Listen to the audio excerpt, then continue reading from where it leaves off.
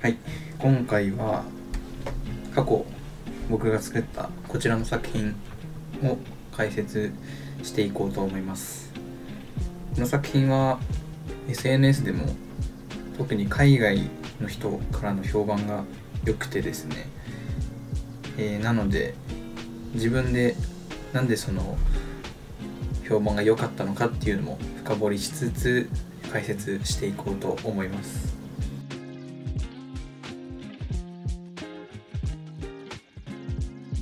この作品が完成するまでのステップが大きく分けて4つありまして、それの1つ目が、インスパイアですね。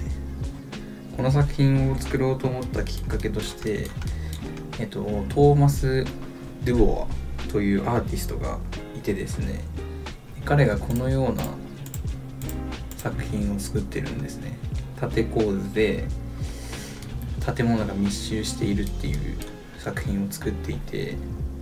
特にこの2つですかね、この2つに影響を受けて似たものを作ってみようと、似たような空間を作りたいなと思いまして制作を始めました。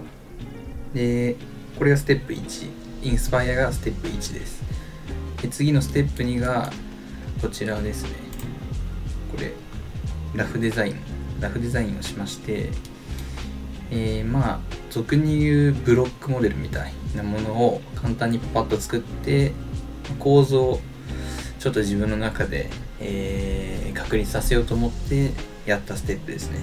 このラフデザインについてちょっとブレンダーのシーンを、見せながらちょっとお話ししようと思います。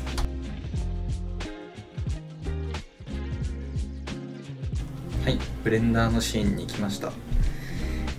ラフデザインにも一応2段階ありまして、これがその1段階目ですね。とても汚い絵なんですけど、こんな感じで 2D 調で、これもブレンダーのグリースペンシル、違うな、これはドローイングができる、モードみたいなのがあるんですけど、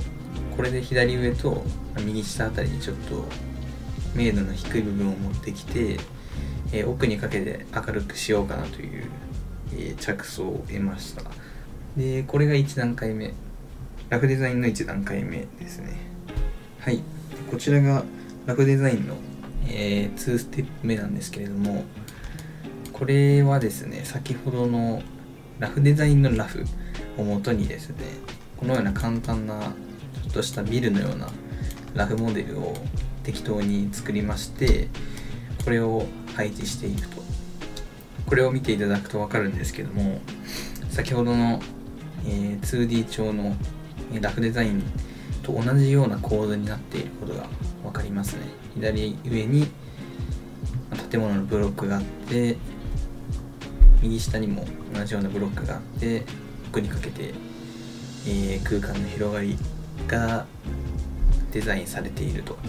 いうことが分かります。で、このラフデザインのモデルはですね、本当に簡単でよくて、このビルはもちろんそうなんですけど、先ほどのちょっとブロッキングをするためにこんなキューブを、ただのキューブを置いてたり、そうですね、こちら階段とか、これは後ほど説明するんですけど、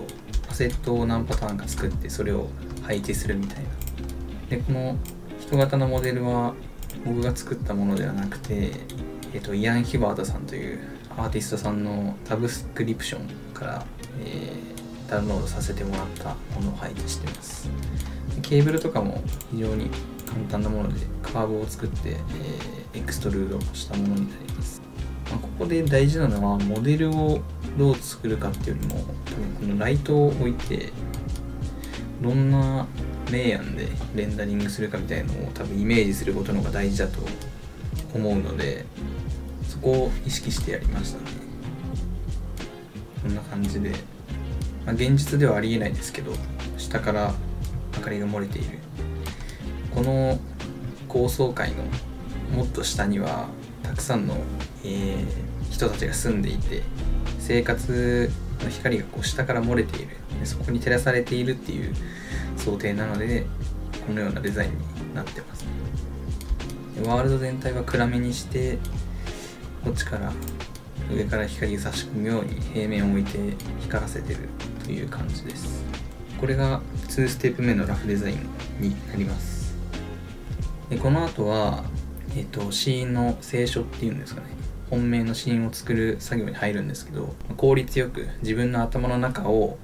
いいスピードでこうアウトプットするために、まず僕はこの後アセット作りに入りました。そのアセットをちょっとお見せします。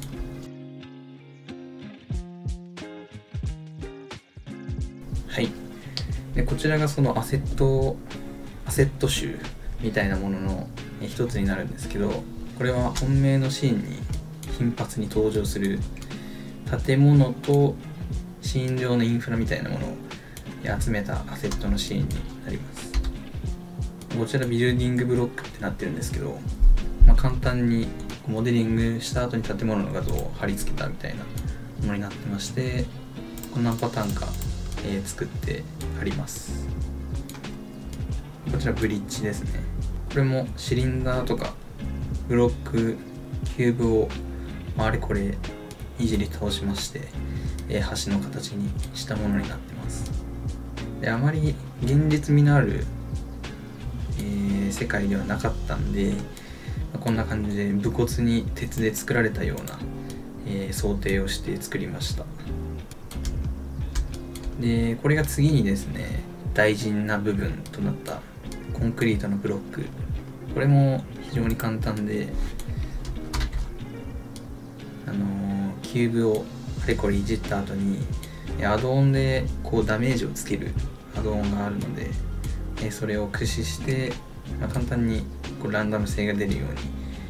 あまりにもブロックしてないように加工した後に、アンビエント CG だったか CC0 のプロシージャルのテクスチャーを当てて、コンクリートのモデルを作りました。でこちらは階段と工場地帯にあるような鉄塔のものになります。これは非常に使い勝手が良くてですね、こう高さを演出したり、人がこれで生活をしているんだなっていうのが一目で分かるアセットなんじゃないかと思ってちょっと気に入っていますね。今回の場合、日中のシーンではなくてかなり逆光の部分が多かったんで、テクスチャリングもほどほどに、ある程度の乱雑さが出ればいいかなと思って、簡単なテクスチャリングをしてあります。こちらも同様ですね。これも階段と一緒なんですけれども、複数のテクスチャを簡単に組み合わせて作ってあります。はい、これもアセットのうちの2つで、こことここに映っているお店のアセットですね。これも作りは簡単で、キューブを押し出したりスケールアップしたりして作ってあります。テクスチャはこの中華とか、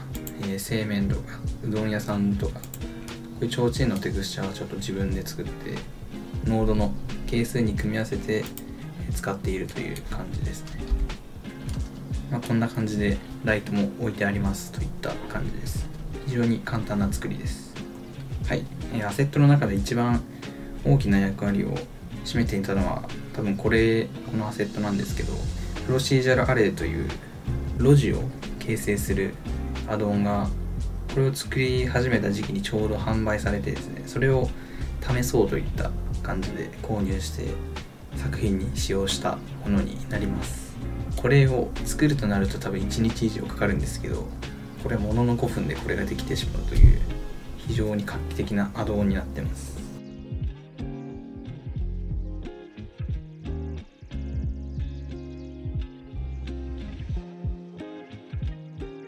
はい、でこちらが本命のレンダリング用のシーンなんですけれども、こう見てもらったら分かる通り、この階段だったりありとあらゆるところにアセットで作られたものが散りばめられてるんですけど、こちらの橋もそうですね。この鉄塔もそうです。でいくつかこの電柱だったりは、これももっと過去に作った電柱を、そのまま使い倒しているという感じですね。でこれがうどん屋さん。うどん屋さんの周りには、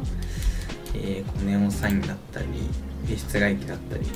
こちらの集合体ですかね。これは地元のゴミ置き場みたいなものを、フォトスキャンしたものです。でここにイアン・ヒバートさんの人形さんがいたり、こう人形さんがいたり、これもスキャンしたアセットですね。でここに中華屋さんがあって、自転車もスキャンのもので、ここは特に難しいことはしてなくてですね、アセットで作ったものをこうガッチャンコ集合させたようなものになります。これがさっき説明したプロシージャルアレイで作った、でも大量に作られたロジを右側、左側、そして奥に3つ配置してます。3つ配置しちゃうと、しかもこの量なんでさすがにちょっと重くて、レンダービューを表示するときに GPU が処理しきれないっていうことが起きたんで、レンダリングの時のみ表示するように設定してます。階段の使用例とかで見るとこれすごい分かりやすいんですけど、これとか2個重ねてたり、これもそうですね。非常にこのカメラに映るよりももっと上にさらに空間があるっていうことを簡単に説明できるので、非常に便利かなと思います。で、完成したレンダーを見ていただくと分かると思うんですけど、この奥にも建物を置いて空間の広がりを演出しているという感じになっています。シーン全体のオレンジ色の空気感というんですかね、それを出すためにこちらのボリュームを置かせていただいて、多分それでオレンジ色の感じになっていると思うんですけど、こんな感じでアセットたちをガッと集合させて、で完成したのがこの作品になります。これですね。でレンダーしたままだとこんな感じにはちょっと明るく光ってくれないので、アフターエフェクトでレタッチをして、でフォトショップでさらにレタッチをして、完成となります。